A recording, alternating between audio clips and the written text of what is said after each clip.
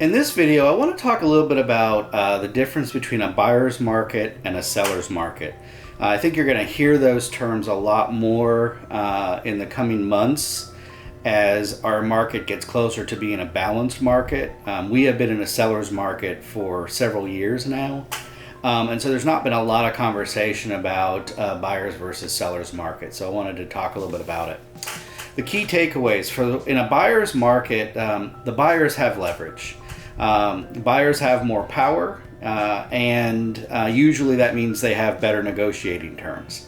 Essentially, what happens in a buyer's market is that there are more homes for sale than there are buyers for those homes.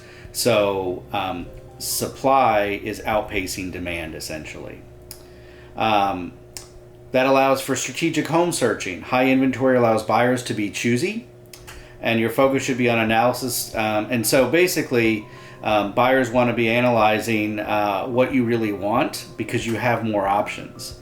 In a seller's market where there's high demand and not enough inventory, you kind of have to go with the closest thing that's available to what you really want. But in a buyer's market, you can really focus and narrow down and be more choosy. In a buyer's market, there's standout sellers. And what that means is that sellers and their agents have to really focus on marketing, repairs, so the condition of the home, and making sure that they're priced competitively. Again, if you remember the pandemic market, that was very much a seller's market. Sellers didn't need to do any repairs. They could basically name their price, and even then there'd be a bidding war. That's what it looks like in a seller's market. A buyer's market is essentially the opposite of that. Sellers need to really focus on preparation and presentation in a buyer's market. So they got to really depersonalize and declutter the home to appeal to a wider array of buyers. So generally speaking, in a buyer's market, you're going to see high real estate inventory with fewer buyers and sellers ready to negotiate. And you know, we came from such an extreme seller's market that even though we're still in a seller's market, it's so much closer to balance. So we were at less than a month's inventory during the pandemic. Right now, we're a little over 4 months of inventory. 6 months is where we consider a balanced market. And so even though we're still in a seller's market, the smart sellers that are out there are already doing things to negotiate. We're seeing sellers offer closing cost assistance and other concessions and things like that, doing more to get their homes ready, making more repairs and things like that. And so, again, we'll only see that increase if we get into an actual buyer's market in the next several months. Now, a caveat here is if mortgage rates go down, I think there's going to be more buyers that flood the market. And while inventory is increased, it's not increased enough to deal with that demand, and so we might shift back to a stronger seller's market. But it's good to know in case things don't happen that way. So in a seller's market, the sellers have the advantage. So they have the upper hand due to limited supply and increased demand. Usually you have quicker sales. So you know, this is again the pandemic market where homes could sell in a day. Homes are taking 45 days to sell now. Which is actually a normal market, but we're so used to the last several years of such quick sales and in such an extreme seller's market that it feels even slower than it actually is.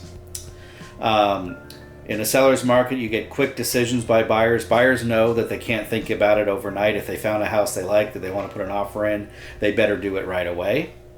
And oftentimes those offers come in at above asking price with minimal to no contingencies, such as inspection contingencies and finance contingencies. In a seller's market, strategic pricing is key, and you can actually leverage that high demand.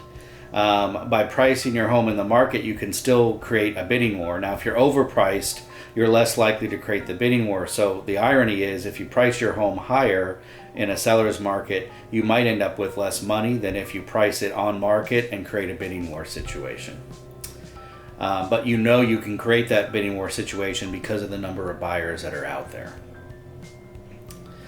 Sellers still need to prepare in a seller's market. Most buyers want a move-in ready home. The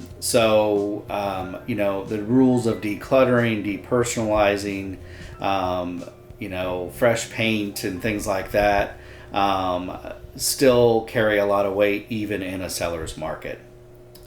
And then it's important to know as a buyer that it's going to be more challenging. When you're in a seller's market, you don't have the power, the seller does. And so you have to acknowledge that as you make offers. And because there's more competition, know that you're going to be beat out more and more unless you're really, really aggressive in the offers that you do make. So just a few things to know about the differences between a buyer's and seller's market. And like I said, I think we have been moving gradually towards a more balanced market and maybe even into a buyer's market. And there's some places in the country where we probably are in a buyer's market. In Florida, we are still in a seller's market, but it's getting close to balance. But mortgage rates and what happens with mortgage rates is going to impact whether we actually make the jump into a buyer's market or whether we actually go further into a seller's market. So I hope this little discussion about buyers versus seller markets was helpful. Please tune into my YouTube channel for other helpful information on the real estate market. And as always, if you know of someone looking to buy or sell real estate in Central Florida, I hope you'll give me a call and reach out. I'd love to help. Thanks and have a great day.